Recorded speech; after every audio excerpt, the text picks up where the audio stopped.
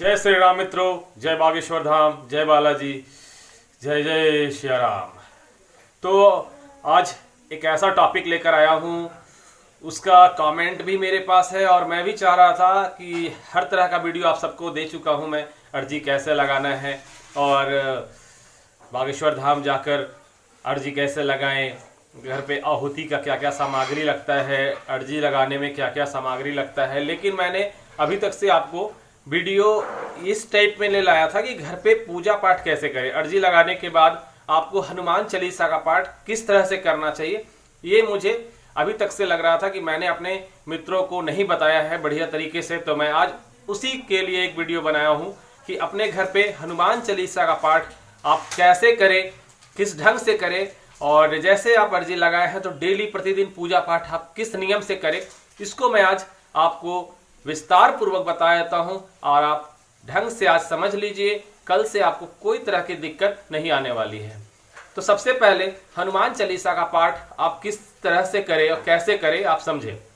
तो जैसे आप अर्जी लगा चुके हैं अपने घर में, अर्जी लगाने के बाद आप प्रतिदिन पूजा पाठ करते हैं, तो प्रतिदिन पूजा पाठ करने का नियम को समझ लीजिए। करना क्या है, आप सुबह सुबह जब भी उठते हैं, मैं तो हमेशा कहता हूं कि ब्रह्म मुहूर्त में ही उठा करें, ब्रह्म मुहूर्त में ही पूजा पाठ करें, ज़्यादा अच्छा होता है। मगर ठंडी की वजह से, मैं बिहार से हूँ, गया जिला सबसे ज़्यादा ठंडा रहता है, तो आप समझ सकते हैं कि ठंडी के मौसम में थोड़ा सा लोग लेट से उठते होंगे। इस तरह से ठंडी का मौसम के कारण मैं अभी आपको बता देता हूँ कि थोड़ा लेट से भी उठ रहे हैं तो चलेगा, लेकिन आप पूजा का नियम कैसे करें, लेट से करें, 10 बजे करें, लेकिन आप करें कैसे उसको समझे आप। तो ब्रह्म मुहूर्त में अगर आप उठते हैं तो मैं बता देता हूँ, 10 बजे उठते हैं तो भी आप इसे नियम से कीजिए, कोई अलग से नहीं करना है। तो ब्रह्म मुहूर्त में जब आप उठ जाते हैं सुबह, तो उठने के बाद आप क्या करें कि नहाने धोने पूरा तरह से पवित्र होने के बाद आप क्या करें, 1 लोटा गंगा जल लेकर पहले आप सूर्य भगवान को अर्घ दे दें। उसके बाद क्या करें, तुलसी माँ को 1 लोटा जल अवश्य दें। मतलब प्रतिदिन का आप रूटीन रखें कि आपको 1 लोटा जल जो है सूर्य भगवान को अर्घ देना है, 1 लोटा जल जो है वो तुलसी माँ को अर्घ देना है। ये 2 जगह आप पहले जल दे दें और जल में क्या करें कि जो सूर्य भगवान को अर्घ दे उसमें आप चंदन और थोड़ा सा अक्षत, थोड़ा सा अगर आप कुछ फल डालना चाहते हैं या मिश्री बादाम कुछ भी डालना चाहते हैं, डालकर सूर्य भगवान को अर्घ दे। और अगर जो तुलसी माँ को अर्घ दे उसमें थोड़ा सा सिंदूर और थोड़ी सी आपका वही कुछ प्रसाद उसको डालकर आप अर्घ दे। उसके बाद क्या हो कि घर पे जब मतलब आप पूजा रूम में जब आ जाए आप तो एक आसन लगा ले। ऐसा आसन लगाए जो आसन मतलब कम से कम आपका पैर या आपका कोई भी शरीर का अंग जमीन से, मतलब उसके जो सरफेस है, नीचे का जो जमीन है उसमें आपका टच ना हो, उसमें छुए ना, मतलब बड़ा आसन रखे, आराम से आप बैठे आसन में, पैर वैर आपका जो है जमीन पे ना जाए, पूरी तरह से आसन पे ही रहे। इस तरह का आपको यह ध्यान हमेशा देना है कि जो आसन हो वो पूरा बड़ा हो जिसपे कि आप अच्छे से बैठ सके। ठीक है। दूसरा आपको क्या करना है कि जितने भी बालाजी से लेकर आपके पास जितने भी भगवान देवी देवता को आपने पूजा रूम में बैठा कर रखा होगा, सबको पहले गंगा जल या फिर आपके पास जो जल से आप पूजा करते हैं वो जल शुद्ध होना चाहिए। उस जल से क्या करें कि स्नान करा दे। स्नान करने का मतलब आपको जरूरी नहीं है कि पूरा तरह से आपको एक एक करके सबको भिगोना है और धोना है, ऐसा कुछ नहीं आप सोच के चले। स्नान करने का पवित्री करना पड़ता है, पवित्र करना पड़ता है। उसके लिए एक छोटा सा चम्मच और एक छोटी सी पीतल या तांबे की बर्तन आती है, उसके हिसाब से आप थोड़ी थोड़ी छींटा जिस तरह से मारा जाता है उस तरह से आप 5-5 बार सब जगह, 1-1 बार, 2-2 बार, इस तरह से सब जगह जल अभिषेक कर दे। जल अभिषेक करने का मतलब है स्नान कराना हो जाता है, तो जल अभिषेक करा दे। मैं आपको पूजा का जो नियम है वो पूरी तरह से अच्छे से बता रहा हूँ, आप इसके हिसाब से करिए। मुझे नहीं लगता कहीं भी आपको छूटेगा पूजा कैसे करे फिर। ठीक है।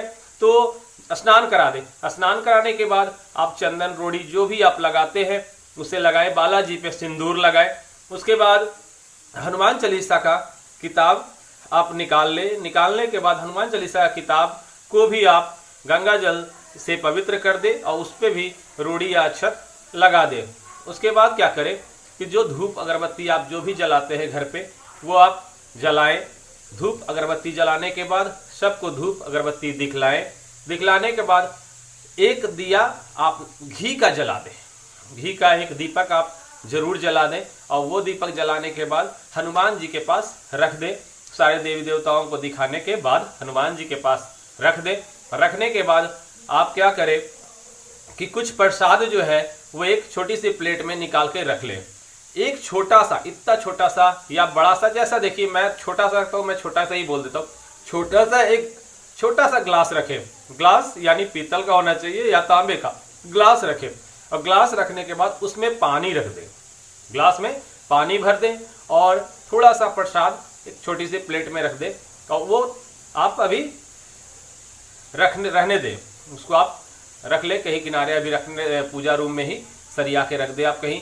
और उसके बाद आप हनुमान चालीसा का पाठ स्टार्ट करें। हनुमान चालीसा का पाठ हमेशा देखकर पढ़कर ही करना चाहिए, ये नियम है। हनुमान चालीसा हमेशा पढ़ना चाहिए देखकर। जब आप पूजा रूम में पूजा या फिर हनुमान चालीसा पाठ करने बैठे हैं तो हमेशा ये सोचिए कि मैं किताब से पढ़कर ही हनुमान चालीसा का पाठ करूं। ऐसा नहीं है, रटना नहीं है, रटने नहीं लगना है। ठीक है, आपको याद है तो आप जोर जोर से रटना स्टार्ट कर दिए 10 बार 20 बार, वैसा कुछ नहीं करना है। आपको किताब से देख कर पढ़ना है। 7 बार करिए, 2 बार करिए, 1 बार करिए, ये आपके हिसाब पर है कि आप कितने बार करना चाहते हैं। तो आप हनुमान चालीसा का पाठ कर लीजिए।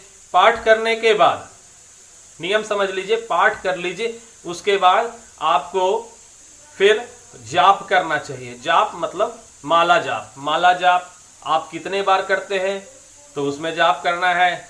तो सीताराम सीताराम सीताराम जाप कीजिए 1 बार अवश्य। ये मैं कहता हूँ, हनुमान चालीसा का जब भी पाठ करें तो 1 बार सीताराम का जाप अवश्य करें। उसके बाद आप ओम बागेश्वराय नमः का जाप कर सकते हैं और करना चाहिए। अर्जी लगाने वाले लोगों को प्रतिदिन ओम बागेश्वराय नमः का जाप करना ही है। तो आप 1 बार करें, 1 माला जाप करें, 2 माला जाप करें, 5 माला जाप करें, ये आप पे डिपेंड करता है आपको कितना करना चाहिए। अगर आपने अर्जी तुरंत लगाई है, अभी 1 सप्ताह भी नहीं हुआ है, तो कम से कम प्रतिदिन 1 सप्ताह आप 5 माला जाप करें और हनुमान चालीसा का पाठ 7 बार करें, ये मैं कहता हूँ। उसके बाद होगा, आपने जाप कर लिया। जाप करने के बाद आप अग्नि प्रज्वलित कर दें एक छोटी सी कुंड में और उसके बाद हवन कुंड छोटा सा रखें, उसमें अग्नि प्रज्वलित कर दे। अग्नि प्रज्वलित करने के बाद आप सन्यासी बाबा के नाम पे 5 बार आहुति दें। 5 बार आहुति देने का मतलब आप जान रहे होंगे आहुति कैसे देना है। अगर आप नहीं देखे हैं आहुति में क्या क्या सामग्री लगता है, आपने नहीं जाना है तो मेरे पिछले वीडियो में देख लीजिएगा। नहीं होगा तो मैं डिस्क्रिप्शन में लिंक भी डाल दूंगा कि आहुति में क्या क्या लगती है और कैसे देना चाहिए।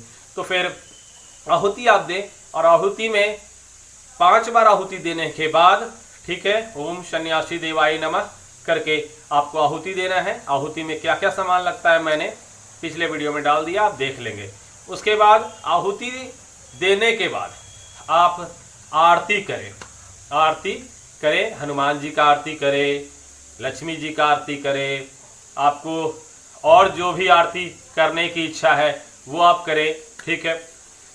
उसके बाद आरती करने के बाद मतलब आप जान जाइए हनुमान जी की आरती तो करना है, क्योंकि आपने हनुमान चालीसा पाठ किया है। तो ऐसा नहीं कोई भी आरती करके छोड़ दीजिएगा, आपको हनुमान चालीसा पाठ किए हैं इसलिए हनुमान जी का आरती करना है। उसके बाद आप 2-4 आरती और भी कर सकते हैं, ये मैं बोल रहा हूँ। उसके बाद क्या करें, आरती करने के बाद जो आपने भोग रखा है वो भोग भगवान प्रभु को चढ़ा दे, बजरंगबली को चढ़ा दे, सारे देवी देवताओं पे चढ़ा दे और वो जल जो है वो जल को आप रख दे, ठीक है। और उस जल को साथ में रहने दे। जैसे आपने भोग दिया तो जल भी देना चाहिए ना, पानी पीने के लिए भी देना है तो पानी अवश्य दे। ये सब चीज बातों पे ध्यान देना है। भोग चढ़ा देते हैं तो पानी नहीं देते हैं बहुत लोग। तो मैं ये कहना चाहता हूँ कि आप जब भोग चढ़ाते हैं तो साथ में पानी अवश्य रखें, ठीक है, पीने के लिए। भगवान को खाना दे रहे हैं, पानी नहीं दे रहे, ये गलत है। तो खाना दीजिए, साथ में पानी भी दीजिए पीने के लिए। और उस पानी को क्या करना है वो मैं बता दूं या अगले वीडियो में बताऊं? चलो बता देता हूँ।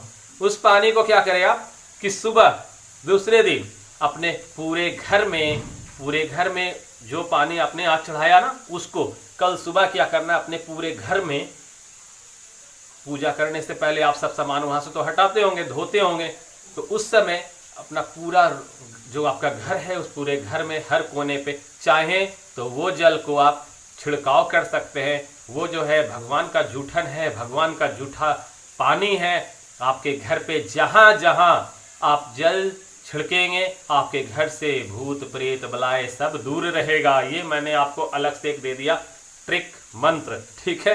ये जानकारी सबको ये देंगे, मैं आपको दे दिया इस वीडियो में ही। तो आप उस जल का उपयोग बहुत अच्छा से कर सकते हैं, हर घर में आप छीट सकते हैं। प्रतिदिन आप उसको छिड़काव कर दीजिए, आपके लिए समझ लीजिए वो एक अलग से पावर मिल जाएगा, ठीक है। तो ये हो गई आपका भोग चढ़ाने का। भोग चढ़ाने के बाद आप क्या करें कि देखिए 1 मिनट, तो फिर क्या करना है आपको कि जो छिड़काव कर रहे हैं, छिड़काव करने के बाद अगर जो पानी बच जाता है उस पानी को क्या करेंगे कि आप तुलसी जी में, आपके घर में जो तुलसी जी का पेड़ होगा, पौधा होगा, उसमें फिर आप डाल देंगे। पानी को फेंकना नहीं है कहीं भी, जो आप चढ़ाने के लिए रखते हैं या पूजा करने के लिए रखते हैं, जो भी आप वहाँ पे पानी रखते हैं उस पानी को आप ये हमेशा जानिए कि सुबह जो भी पानी आपके घर में बचा हुआ रहे पूजा रूम में, उसको कहीं फेंके नहीं, चाहे किसी वृक्ष पेड़ के नीचे डाल दें। और जो पूजा के लिए आप स्पेशल रखे थे उस पानी को आप क्या करेंगे तुलसी वृक्ष में आप डाल सकते हैं, पौधे में डाल सकते हैं। पहले घर पे छीट ले, बच जाए तो आप तुलसी जी में डाल दीजिए, कहीं फेंकिए नहीं। चलिए मैंने आपको पूजा का हर विधि बता दिया। अगर कुछ छूट जाता है, छूटा हुआ है, अगर आपको इसमें भी कोई डाउट है, कोई क्वेश्चन है, तो आप मुझसे क्वेश्चन कर लीजिएगा और मैं आपको इसका उत्तर बढ़िया से दे दूंगा। चलिए आज के लिए इतना ही। हमें लगता है ये वीडियो आप लोग बहुत दिन से ढूंढ रहे होंगे, आज मैंने ये वीडियो आप सबको दे दिया। कैसा लगा? अगर अच्छा लगा है तो सब्सक्राइब, लाइक, कमेंट, शेयर अवश्य करें, क्योंकि शेयर करने से राम नाम का नाम हर जगह जाता है। मैं उससे बहुत ज़्यादा खुश होता हूँ। शेयर अवश्य करें और लोगों में राम भक्ति, हनुमान जी के बारे में अवश्य बताएं। मैं आने वाली वीडियो में आप सबको हनुमान चालीसा पाठ के और भी अद्भुत फायदे जो है वो बताने वाला हूँ। तो मेरे साथ बने रहिए, मेरे चैनल पे अवश्य सब्सक्राइब करिए, क्योंकि मैं आप सबको हमेशा क्रिएटिव और नया कुछ लाने के लिए सोचते रहता हूँ। चलिए, जय बागेश्वर धाम, जय बालाजी, जय श्री राम मेरे मित्रों, जय श्री राम।